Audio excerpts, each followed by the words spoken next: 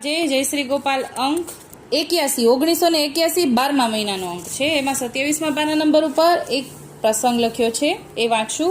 Any उपर थोड़ोक लेख छे, ए साथे साथे लईशुं के अनंत कोटि ब्रह्मांडना वसनारा ब्रह्मादिक देवो पण जेनी इच्छा करे छे छतां पण प्राप्त थतो नथी। स्थावर जंगमना जीवो करता अधिक कोटि उपायथी मळे नहीं तेवो भक्तिना अधिकारवाळा अनंत कोटि ब्रह्मांडना नायकने आधीन करीने राखे एवो मोंघो मनुष्य देह प्राप्त थयो छे, तो तेनो उपयोग शुं करशो? एटले एम के छे के मनुष्यनी भक्ति द्वारा मनुष्य देह ज भक्ति करी शकाय अने आ वैष्णव देह जे भक्ति थई शके ए तो ब्रह्मादिक देवोथी पण नथी थती। मात्र खानपान मोज शोखादिकना विषयोमां तेने वेडफी नाखशो नहीं। कल्पवृक्षनी समान चिंतव्यु फळ आपनारो मोंघो मनुष्य देहने समजीने उपयोग करजो। संसारमां कोई संबंध साचा नथी। पूर्वना संबंध स्मृतिमां तो छे नहीं। वर्तमान संबंध क्षणिक अने दुखदायी छे। हवे पछीना संबंधनी जरा पण खबर तो छे नहीं। त्यारे कोई संबंध साचो आत्मानो नथी, तो आत्माने साचो संबंध एकमात्र धर्म द्वारा भगवत साथे जोड़ाय ते ज साचो संबंध छे। कारण के जीवात्मा भगवद अंश छे, तेथी भगवत संबंध साचो संबंध छे। ते संबंधने भक्ति द्वारा निभावशो ने तो ज भगवत संबंध साचो। बाकीना संबंध मिथ्या अने स्वार्थ पूरता ज छे। आ प्रसंगने अनुरूप थाय ने तेवो परम भगवत भक्त सूरदासनो एक प्रसंग અહીં આપવામાં આવ્યો છે। એટલે કે મનુષ્ય દેહનો સારી રીતે વિનિયોગ કરવો જોઈએ એનો અનુસરતો પ્રસંગ છે સુરદાસજીનો। એક સમય ભક્ત સુરદાસજી પાસે એક ભાઈ આવ્યા, વંદન કર્યા, થોડી ઘણી વાતચીત કરી અને વાતમાંથી વાત નીકળતા પેલા ભાઈએ મનોવેદના ઠાલવી। ભક્તરાજ, હવે તો હું આ જીવનથી કંટાળી ગયો છું। ટૂંકી આવદાનીમાં ઘરમાં કુટુંબનું પૂરું થતું નથી। વટ વ્યવહાર તો કરવા પડે, ના કરવું તો રહેવું અઘરું પડી જાય છે। માટે તો હવે આ જીવનને સમાપ્ત કરીને મોતની મીઠી નીંદરમાં પોઢી જવાનું મન થાય છે। આવું પેલા ભાઈ આવ્યા હતા ને એણે સુરદાસજીને કીધું। આ સાંભળી ભક્ત સુરદાસજી ઊંડા વિચારમાં પડી ગયા અને વાતને બીજા પાટા પર લઈ લીધી। પેલા ભાઈને કહ્યું કે ભાઈ, તમે એક મારું કામ કરો, મને ખાખરાના પાન લાવીને થોડાક પાતળું બનાવી આપો કે જેથી મારે પ્રસાદ લેવામાં 2-4 દિવસનું કામ રડી જાય। પેલા ભાઈ ત્યાંથી ઉઠીને પાન ગોતવા ગયા, સાથે થોડી લીમડાની ડાળીઓ સૂકી સળિયું ગોતી લાવ્યા। ભક્તરાજ પાસે આવીને પાતળ બનાવવા બેઠા। એમ કરતાં કરતાં 2-5 પાતળ તૈયાર થઈ ગઈ અને બોલ્યા, લ્યો ભક્તરાજ, આ પતરાળા। ભક્તરાજ બોલ્યા, ભાઈ, આ પતરાળા તમે જઈને ઉકરડામાં નાખી આવો।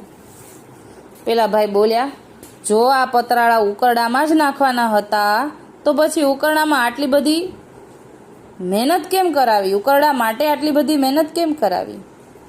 હા, હેઠા પતરાળા ઉકરડામાં નાખવાનું કહેતા હો તો બરોબર છે, પણ આ ચોખ્ખા પતરાળા? પેલા ભાઈના મુખમાંથી આશ્ચર્યના ઉદ્ગાર સરી પડ્યા। હવે બરોબર વાત કાંટે આવી છે એ જાણીને સુરદાસજી બોલ્યા, ભાઈ, તમે તો ખૂબ સમજુ માણસ છો, પછી આવી વાત કેમ કરો છો? તમે તો વાત સમજો છો કે વસ્તુનો બરોબર ઉપયોગ કર્યા વિના એને વેડફી ન નખાય, ખરું ને? એક પતરાળું બનાવતા કેટલી મહેનત પડે? જંગલમાં જઈને ખાખરાના પાન વીણી લાવવા, ઝીણી ઝીણી સળીઓ વીણી લાવવી, પાનને સરખા ગોઠવીને સળીઓ લગાવવી, ત્યારે એક પતરાળું બને। એ પતરાળાને જમ્યા વિના નાખી દઈએ તો મૂર્ખમાં ખપીએ। એમ આ જીવન પણ કોટી જન્મના પુણ્યે જ પ્રાપ્ત થયું છે। આવા દુર્લભ શરીરને એમને એમ વેડફી મરાય ખરું? ભક્તરાજની આ સમજાવટ કામ કરી ગઈ અને ભાઈના હૈયામાંથી આત્મહત્યાની ભાવના સરી ગઈ। અત્યારના સમાજનો એક ભાગ સંસારની પ્રવૃત્તિઓમાં એવો ગળાડૂબ થઈ ગયો છે કે એ જીવનના મુખ્ય આદર્શને જ વિસરી ગયો છે.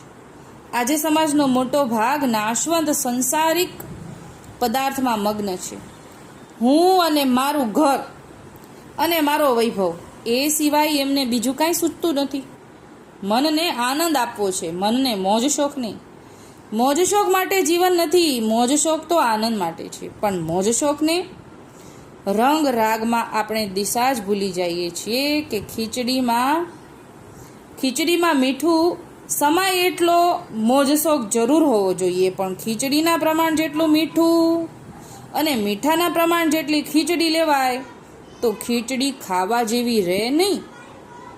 આપણે સમાજમાં રહીએ છીએ અને સામાજિક તેમજ સાંસારિક કાર્યો કરવા જ પડે, એ તો સમજાય એવી વાત છે. પણ એનો અર્થ એવો નથી કે આપણે એમાં ડૂબી જઈએ. નાવ પાણીમાં રહે ત્યાં સુધી તો કાંઈ હરકત નથી, પરંતુ એ પાણી નાવમાં પેસી જાય તો ખાસ જોવું પડે.